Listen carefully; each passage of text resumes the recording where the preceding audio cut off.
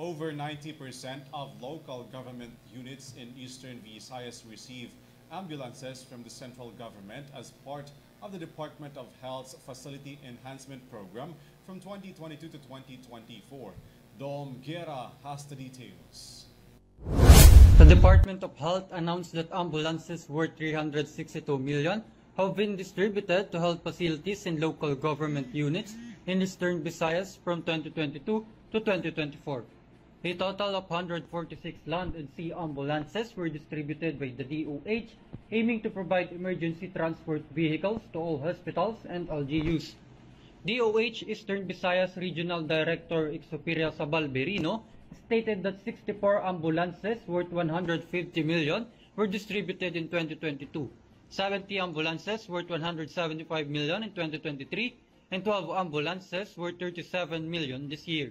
This includes 8 sea ambulances and 1 river ambulance for coastal communities. The sea ambulances were distributed to Capul, Biri, San Antonio, and San Vicente in Northern Samar, Giyan in Eastern Samar, Tagapulan and Tarangan in Samar, and Bato in Leyte. Currently, over 90% of LGUs in the region have received ambulances from the government as part of the DOH Health Facility Enhancement Program to support local universal healthcare.